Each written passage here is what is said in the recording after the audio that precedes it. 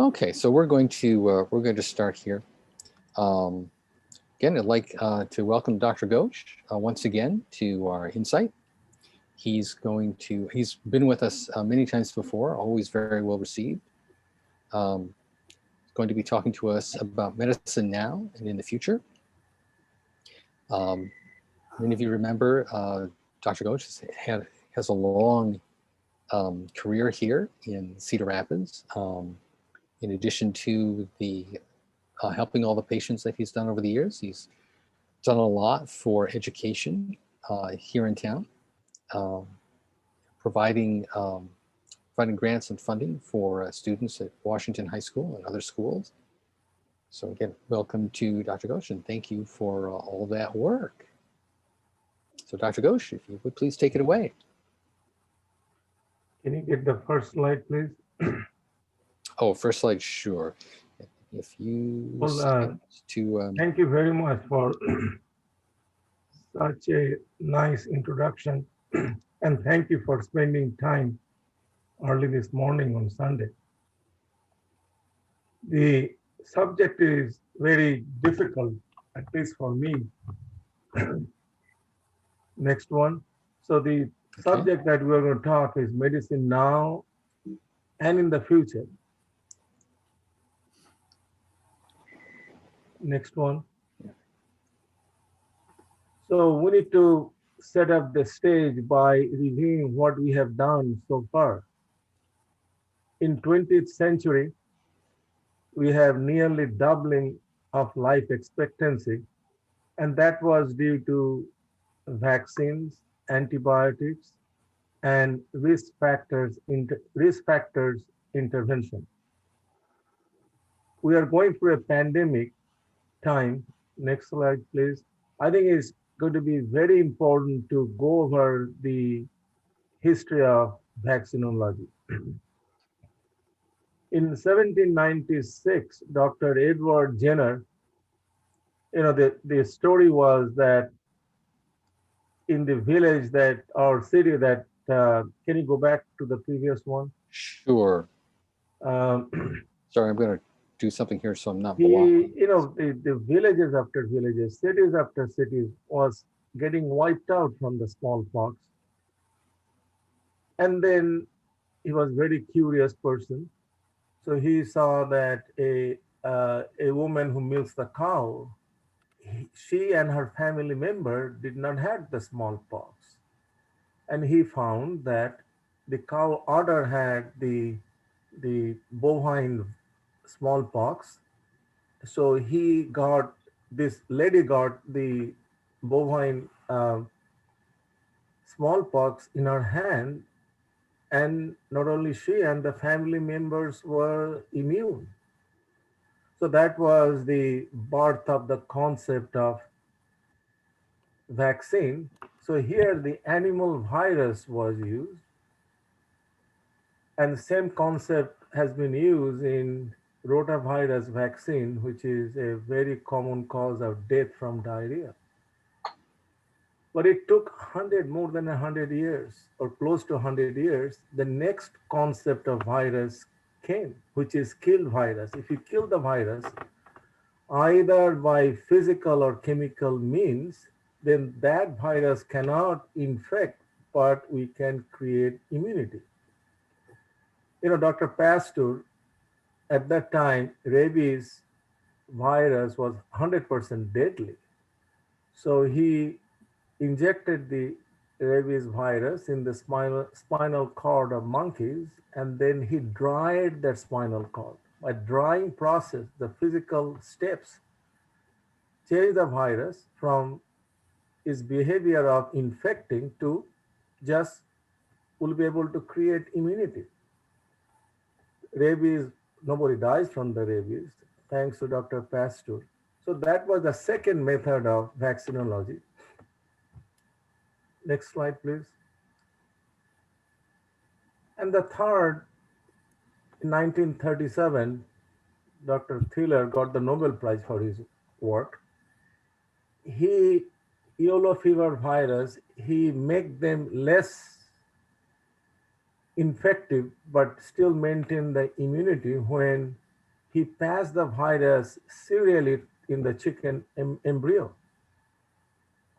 So that concept created explosion of live attenuated viral vaccine like oral polio vaccine, measles, mumps, rubella, chickenpox, rotavirus. All those things vaccine came from his concept. And then comes in 1980 recombinant DNA technology. What it is that you can take the surface protein and inject in E. coli or other bacteria and create a DNA process that could create vaccine. Hepatitis B, HPV, influenza is on this basis. And actually the AstraZeneca COVID vaccine and Johnson & Johnson is on the basis of recombinant DNA technology. And then comes mRNA technology. That's a completely new platform that Moderna and Pfizer vaccines are made of. You know, people say that it came so quickly. No, this concept was introduced by a scientist who migrated from Hungary to United States. She thought that if we have a right mRNA technology, we can cure cancers. That was her concept. So just like any concept, you know, you have hurdles. So they have crossed the hurdles. And you know, simple things like this mRNA vaccine needs to be in glass tube, but if you put in the glass tube, it's going to break.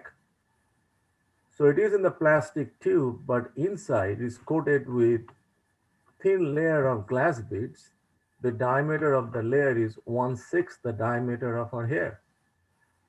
So this technology was used to create cancer vaccine.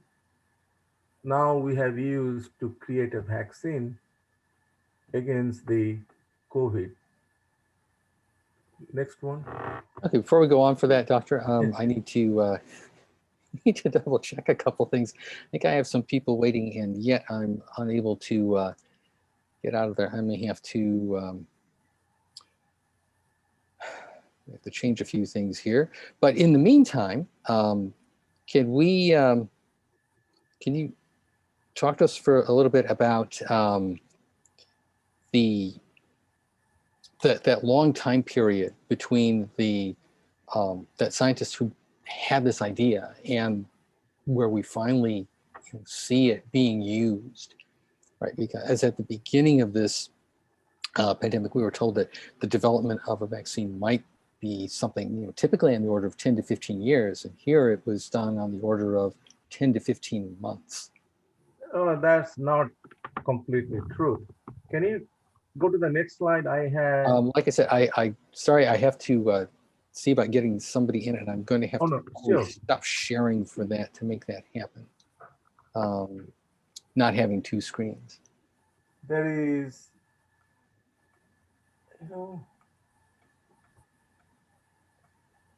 While we're waiting, you mentioned the Hungarian scientist, and I'm sort of a woman's liber type, and I think we should recognize names in women, just like you recognize names with the previous workers on vaccine. And this Hungarian woman's name is Kati Kariko. Kali, Kali, Kariko. Yes, thank you. I'm very bad with the name, but thank you for remembering the name. If you look up, there's a long article on her on Google from the New York Times. She's had a very interesting life and got no attention whatever, and the usual struggle, scientists that didn't get enough funding and so on.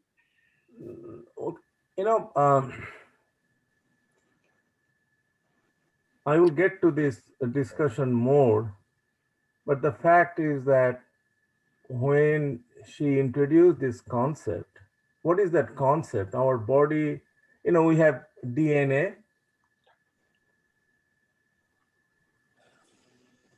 part of the DNA carries the gene. What is gene? Gene part of the DNA that makes the protein through functional mRNA, RNA. So cancer is a disease of the gene. Either we are born with the bad gene or the gene gets damaged during our lifetime. So if you have a bad gene, you have a bad RNA and you have a bad protein. So she thought, if I can inject right RNA, it's a 4 nucleoside, 4 base, and in combination, different combination is different product. So that was her concept. Now, what happened is that when she injected the right RNA, the, the living animal, maybe lab or human, was seeing that RNA as a bacteria, as an offending agent. So it was masking immune reaction to reject that RNA. So she was a big hope. I mean, she was a professor, she was getting grant, and then studies after studies showed that it's not working. So she is persistent. She persisted and found that in that RNA molecules, there are few that is not necessary to make the right protein. So that he modified, that's the name, modified RNA. That was the next step. It took a lot of years of time. And the next hurdle was this RNA is not entering the cells. It has to go inside the cells to make the right protein. And that was, and she did not do those studies. Another group of scientists did. They created nanoparticle lipids layer, 4 different proportion of lipid layer, nanoparticle, coated this mRNA, right mRNA, and it did 2 things. It did not create the immune reaction against the RNA, and it was able to get inside the cells. The Pfizer and Moderna, only difference is that they have their own recipe of this combination of 4 nanoparticles lipid layer. That's the only difference. So when this technology was there, they were trying to create the vaccine against cancer. One of the, how we're going to do in the future, I'll come back to that. But so anyway, so those platform was there. Only thing they had to do, instead of putting the cancer mRNA, they took the spike protein that, by the way, the Chinese scientists disclosed in January. So they are able to sequence that and use the technology that they were working from 1990. So so the things that failed, it worked for the coronavirus because we are dealing with a different population than cancer patients. So it happens so quickly. Now, why people were thinking that DNA technology, which is AstraZeneca, will be the first to come. The issue was this new platform has failed to create cancer vaccine. Is it going to be successful in creating coronavirus vaccine? And it has. So it has opened a new horizon for the future of vaccine for any pandemic. So now you can identify the RNA of any bacteria, any virus, and this technology has been proven to be effective. So we can create a vaccine within 3 months. And the studies have shown it does not cause any harm. And actually, because there is no virus particle, we did not see any trouble as we have seen in Johnson & Johnson and AstraZeneca. because the vector there is a modified virus, adenovirus. So virus can cause all those rare side effects. So this is a new platform, new horizon of the pandemic that the scientific community will be able to create the vaccine. Is it going to create, is it going to solve the future? That's a different question, because how the society, the government, pharma is going to work together. Because traditionally, we have picked up those scientific achievement where it makes money. This technology could be used to eradicate TB, HIV, and other, but I'm not sure that it is going to be picked up. So the future of medicine depends not only the scientific advancement, but how the society and the people are going to look at what is the future. Is it the future to serve only a group of people? Or is it the future to serve whole humanity? I mean, if you look at the amount of the money that we are spending now on cancer drugs, because it has money, makes profit. New drug is coming 10,000, 12,000 per month. We have a crisis, which is the bacteria is becoming resistant.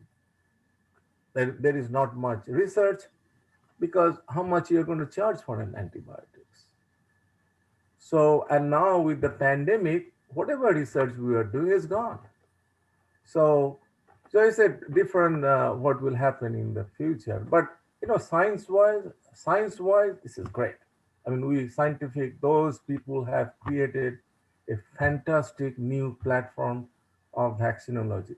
So look at how the science has evolved from Dr. Pasteur, you know, giving Dr. Jenner giving the live virus to attenuated virus, then killed virus, DNA technology. Now we have an RNA technology. Okay. Can Yeah, you? I'm going to go back to the presentation, Dr. Ghosh, if you want to continue with that. Yeah, please. Next slide. Okay. Okay, is this So the slide? this one, I don't want you to remember everything, but this is our DNA molecule. Only thing we need to know, DNA makes RNA and RNA makes the protein. So if you give when you have the wrong protein, you have a different trouble, different illness. So if we can make the right protein, we cure the disease or fix the disease. And the way to make the right protein, you put the right RNA. In disease, cancer or some of the heart disease, you have the problem with this DNA and have problem with the RNA and have problem with the wrong protein. Next one. Let's see if I can get there.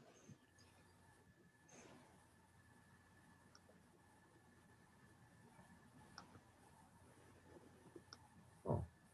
So you have seen this. This is the coronavirus, the spike protein. They break down from the spike protein, created the RNA. They took the RNA and put the nanoparticle here. Then, oh, I cannot move. Okay, next one. So then this is the vaccine in a Moderna and Pfizer. We give inside the muscle. This is a muscle cell. It's an intramuscular. So when you have RNA, their job is to go to the ribosome. Inside the ribosome, they make the protein, spike protein, and it ruptures, it comes outside. So now our immune system is seeing the spike protein and is creating immunity. So it has no viral particle, it's just the part of the spike protein. So that's why it is the safest and the most effective vaccine ever produced in human history. You know, usually vaccine effectiveness is around 50-60%.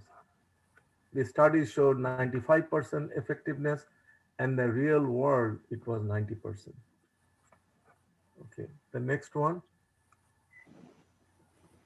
You know, this is Great Wall of China. Anyway, next one. You know, this is a kind of a picture of gene, but next one. Now, so what is gene? Gene is a DNA sequence that makes the protein or functional RNA. Now, you know, President Clinton funded the Human Genome Project. Now, all the genes has been sequenced, and we know 19,000 to 22,000 protein coding gene, effective genes, and and because the protein could be varied, and so effective protein is 250,000 to 1 million. Next one. Okay. So because we could have bad DNA and so many genes, so many abnormalities could happen, those abnormalities scientist is seeing as a target. We call molecular target because it's happening inside the cell. So these molecular targets are used in cancer treatment for a long time. You know, this includes hormone therapies, signal transduction inhibitors, gene expression modulator, apoptosis, and all those things.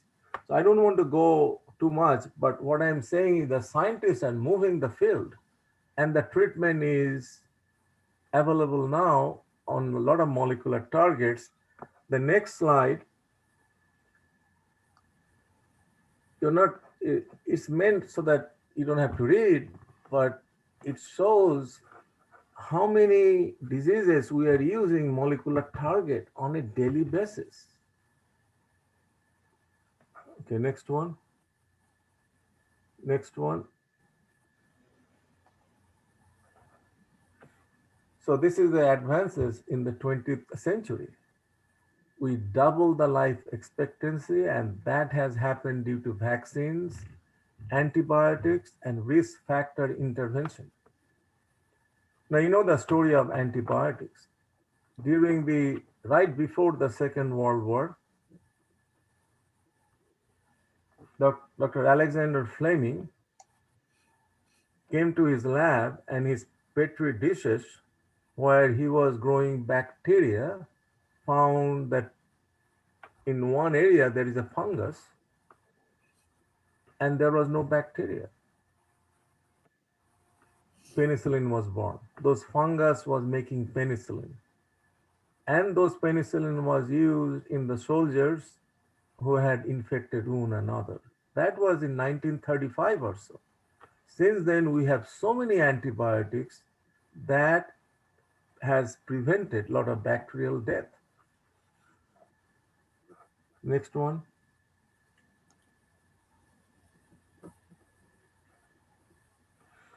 So this 2 decades of 21st century, we are already doing gene therapy for one gene disease like thalassemia. Never thought that I will see in my life that we will have a genetic treatment for thalassemia. Why?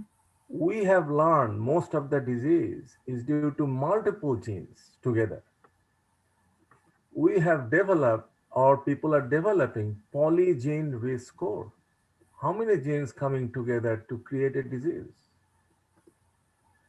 And we are doing the genome-wide association studies, looking into the different gene and how it could create disease in the future or what could be done. And predicting the impact of combinations and its intervention. Those work is just rapidly progressing. Next one. Okay, Dr. Ghosh, a question. You'd mentioned on the previous slide thalassemia. Could you explain what that disease is? Well, the hemoglobin that you all know, it means heme and globin. So globin is a protein. Heme has iron. The globin kind of carries the hemoglobin. So if we have abnormal globin, and there are different kinds of globin problem that we call thalassemia, we don't have hemoglobin. And if you have abnormal protein, it could get all sorts of things. So thalassemia is a disease, could be deadly or crippling in younger folks. And the treatment so far has been transfusion. And if you transfuse, they live, 25 or so. And then they used to die with iron toxicities, because when you transfuse, body breaks down the hemoglobin and the heme stays in the body. And then we came up with the drug to remove the iron, and it's a 40 years lifespan now. Now they were able to get to the root cause. Root cause was abnormal gene. In some way, it was done to protect the human life from malaria and so on and so forth. But now people have reduced the incidence of malaria, but that gene is getting transmitted in the family members and they have a shorter lifespan. So they were able to correct those genes. Okay, we'll move on to the next slide. Thank you, Doctor. Thank you. So, what is the future of medicine 20 years from now? We'll have a health infrastructure that will have a deep, longitudinal, multimodal human data based on the gene sequences and others. And now the artificial intelligence is really becoming stronger and stronger and stronger. Now it is being used now that if you have a car accident, you take a picture and send it to the company and they will give you the money, because they have figured out through AI and artificial intelligence what damage has been done and what it will cost. Artificial intelligence is nothing but training the computer millions of data set and come up with a prediction model. It is happening now in the diagnosis of breast cancer in the mammogram. It is happening in the pathologists. They looked into the slide. They can look at the way they do, and the computer could read that. So this technology is going to increase. A lot of issues will be sorted out. So these multiple gene models, the AI will be able to tell us on the basis of this genetic model, these are the disease that you can get. So people will know. And here's the thing you could do to prevent so that you don't get the disease. And also it will allow us to tell what will be the right treatment. So now, we do a lot of treatment on the basis of what we know. There is a lot of physicians' individuality, which is good and could be bad too, but that is going to go away. That is the future in medicine from now.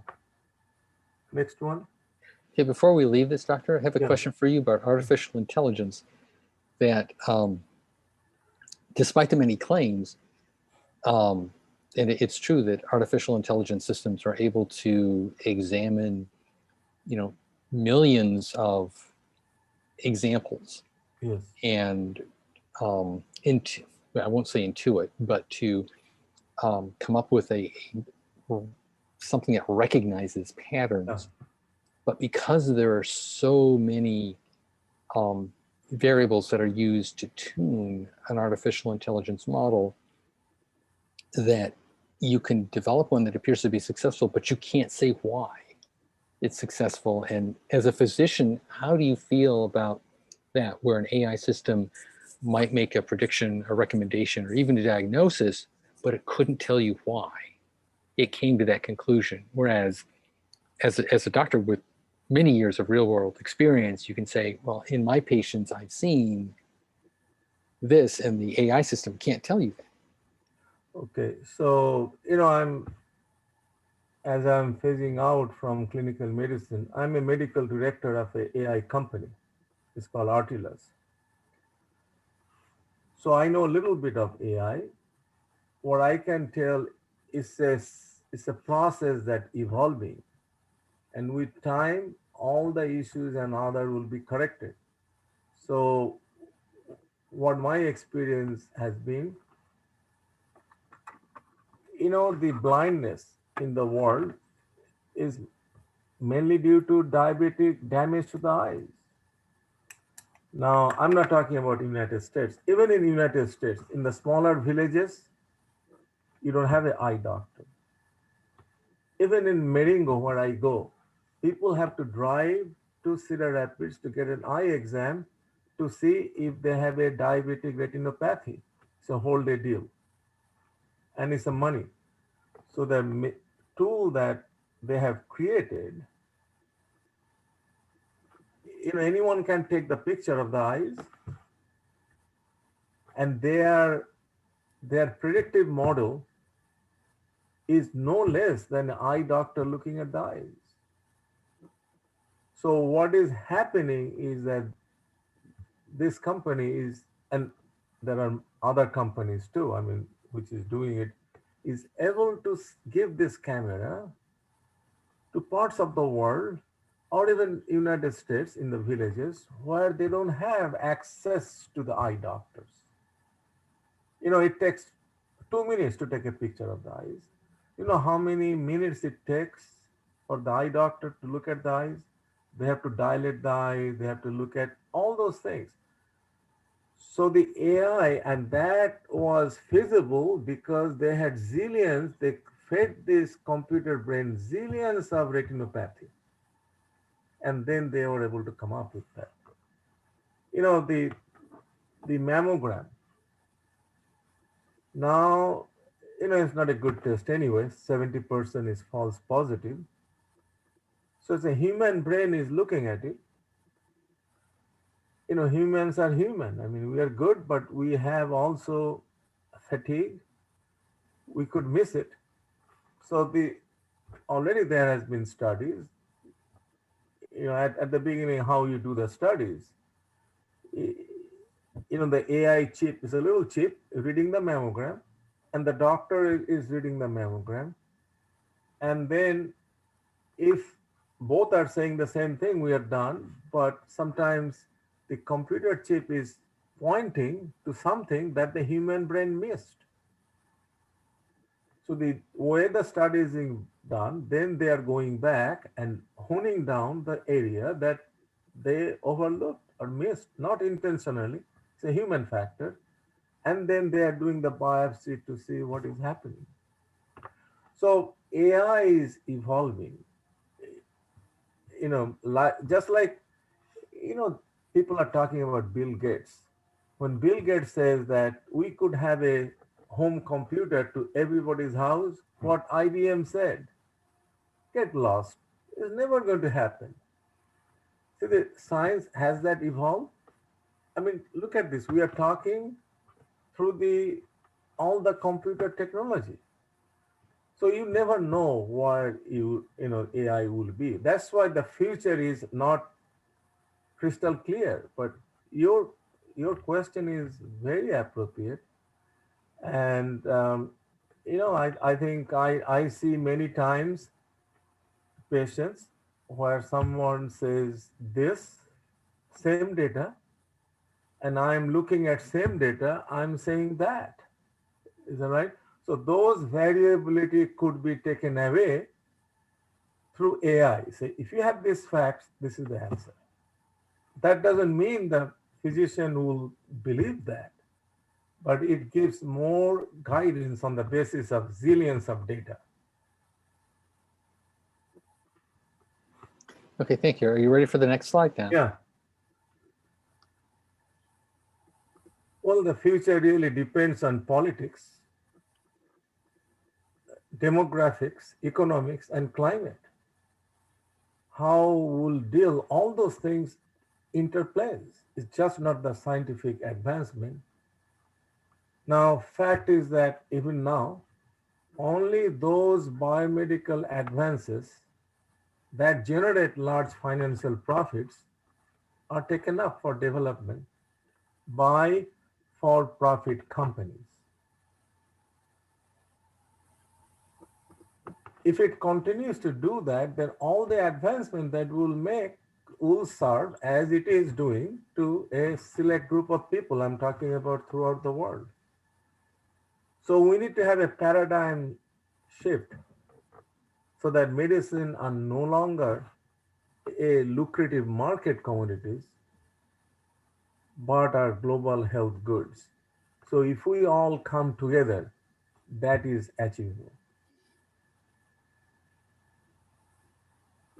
You know, I mean, I don't want to get to the politics, but in a pandemic, in a world where we travel, things move everywhere. You know, the influenza vaccine that we get, do you know it starts every year in China, and we identify the influenza and we create vaccine.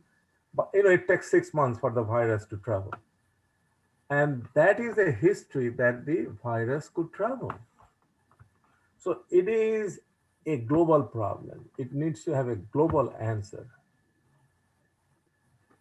And World Health Organization was created by United States not only to serve the other, but to protect United States. And the political climate is such, we, in a critical time, we decided to leave in a WHO, World Health Organization, and have stopped funding. Now, you know, now it looks like we are controlling the pandemic here. But if we do not control the pandemic in other places, it's going to come back. The India mutant is a unique mutant, is already in the United States. So we need to control in pandemic throughout the world. And what is happening in the majority of the vaccine is in the rich countries, and the poor country do not have vaccine. So it's not the rich and poor. Question is to control the pandemic. You know, it needs to be controlled as a unit, not just here and there. Well, thank you for listening to me. It's a topics that very, very encouraging to me.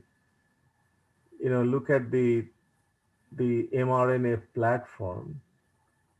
So that opens the door for more cancer vaccine research. You know, cancer vaccine prevention is a reality, is that right? We are using the vaccine to prevent cancer.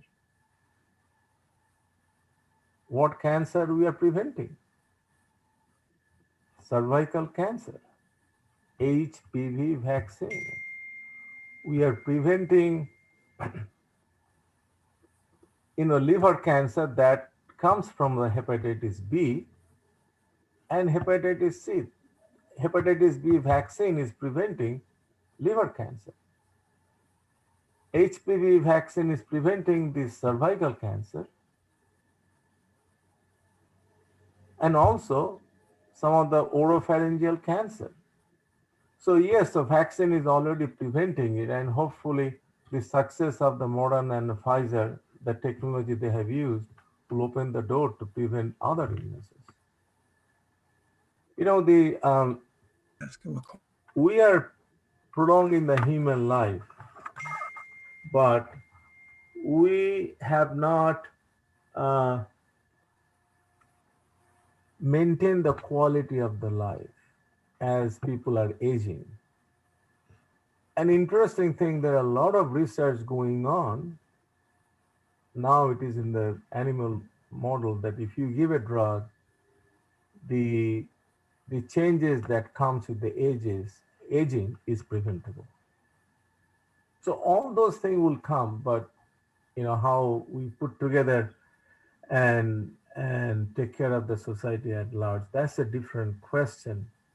And without answering that questions, no matter what advancement we do, it doesn't matter. Thank you. Yeah, we do have a few more minutes here. Please, if any of you have questions, while we have Dr. Ghosh here, you should ask them. So all the research being done, so it can be equally done for cancer and the viruses, and throw in all the dementia issues in our society. Are all those related, or is it a question of funding and which area you pursue? So I think the cancer vaccine will grow. As I said, there is already a vaccine to prevent the cancer. Now, the dementia, Alzheimer's, there is already studies that part of it is due to lack of oxygen in the brain, due to lack of blood flow. And there are methods to increase the oxygenations. But those are first step. But what I'm saying, as we put all things together, different genetic makeup, family history, and everything together, we might be, that's the future, we might be able to come up with a better answer. And I think that will happen. But it takes time. I mean, look at this, the cancer. President Nixon declared the war in cancer. Nobody thought that we will be at this stage. Now people are talking about metastatic cancer, how we can say breast cancer. We can cure metastatic cancer. We don't use the word cure, but they're talking about how we can cure. Because what we have learned, if we give a drug, say tamoxifen, the cells after some time make some changes, and we know all those changes. That ultimately first step, second, third step happens, and it becomes resistant to treatment and people die. So the new research is trying to give drugs to all those things so that the cancer could not create escape pathway. Those are in concept, but those concepts are done with the understanding about the genes, cell cycle, molecular changes. I never thought that I will see that in my whole life. This immunotherapy that we use now in the lot of cancer, what is that? That the cancer cells escape our immune surveillance. Somehow it fools our own immune system, and it does by making a protein. So this drug is a way to destroy that protein. Immunotherapy. The immunotherapy is due to the lymphocytes. There was two kinds of lymphocyte that was coined when I was doing my residency in 1983. We were thrilled that there are two kinds of lymphocytes, T, B. Look at in 20, 30, 40 years, we have a better understanding. We are able to create treatment and use on a daily basis. That has happened because of the ongoing research. And most of the research has been funded by the United States. United States always use 2% of their GDP for this kind of research. Unfortunately, that is declining. And who is picking up the research is China. Now, all the genetic, you want to know your family tree, that you send the sample. They're collecting all the different genes that you don't know they are collecting. If you look at the consent form, you sign that is okay for them to collect. And those information is going to China.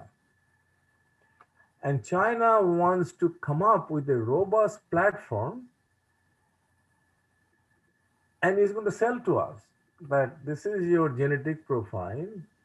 Here's the thing that it could happen.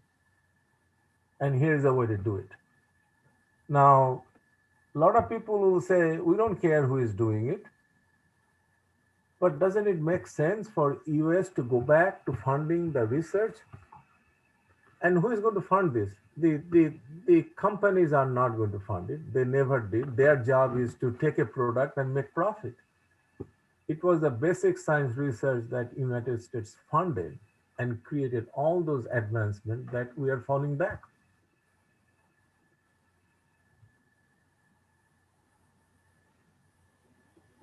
Are there other questions?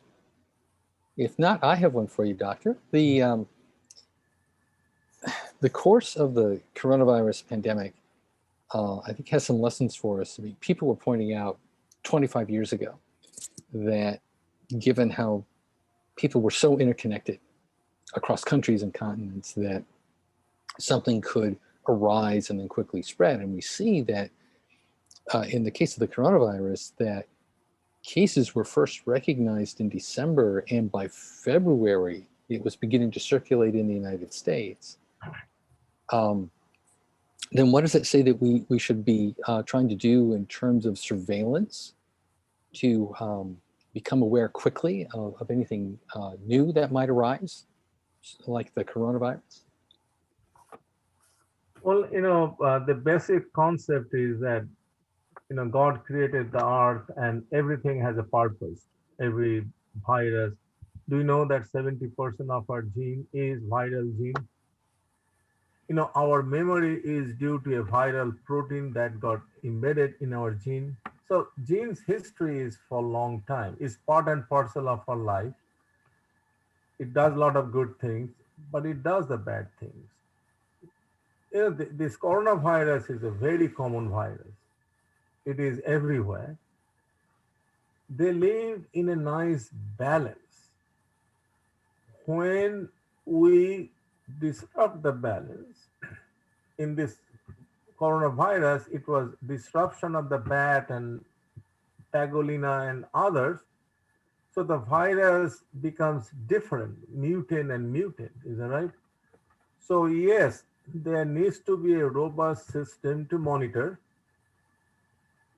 One of the things that makes me very sad, we survived the bird flu, SARS, MERS, and even then, instead of ramping up the system to catch early, we destroyed the system. President Bush created a pandemic office in the national security system that we abandoned. There are scientific community which said it's coming, we abandoned. And if you look at what was happening with China and how the rest of the world reacted and how we reacted, look at how Taiwan has reacted, South Korea has reacted. They, muscle up their system and took all the actions. And here we said, everything is going to go away. Don't worry. New Zealand is a prototype of what could be done. So is the South Korea. So is the Taiwan. So yes, this will come, this will happen, but we need to have a public health policy that scientific researcher cannot do it. Public health policy is done by the public through their elected officials. Great example, New Zealand did it, Taiwan did it, that politician created the public health policy. And look at how India has done it. This is a self-inflicted wound that India has done it. It's a total failure of the politicians because they have the control of the public health. These doctors and the scientists cannot fix that problem. But the good thing is that this RNA platform will allow us to create vaccine. The vaccine is, but public health is a contact isolation that we have done. You know, the syphilis was eradicated by the contact isolation. No fear mongering, and that's the way now syphilis is coming back, because those contact isolated, they needed training. We are defunding that.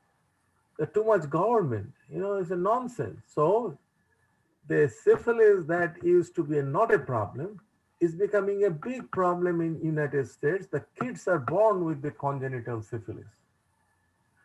Public health. The public elects their officials and they do what they think is right. So we need to have those steps in place. I hope the US government does it, but I'm not sure. China, whatever we complain of China, China did the right things. They basically eradicated, but they did because it is a dictatorial society. I mean, I saw a clip in January that they were putting the people inside the room, paying them, putting the food, and was locking the door outside and welding the lock so that they don't go and spread to others. Well, that China can do that, but they realize the importance of the public health. They realize these folks needs to stay confined in the home, otherwise they will spread. All right, then. Are there any other questions? Okay, if not, thank you very, very much, Dr. Ghosh. We always appreciate you coming to talk to us, and we hope that we see you again. Again, folks, that we will be starting a new series next week with Gary Connors-Bowe leading the talk on Christians Among Us.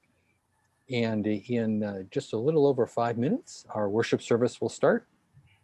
Pastor Heather is still doing her pastoral work of visitations and such, so she will not be doing the sermon today. But again, the service will go on as scheduled at 10 o'clock on both our, I think on our YouTube channel, so you'll be able to see it there. Thank you very much. Thanks for your time. Thank you. Thank you, Dr. Ghosh. Thank you. Thank you. Okay, then this concludes our session today on May 9th. Happy Mother's Day to everyone. We will hope to see you again at another time very soon. So this has been the Insight series at First Presbyterian Church, Cedar Rapids, 09055, transmission concluded.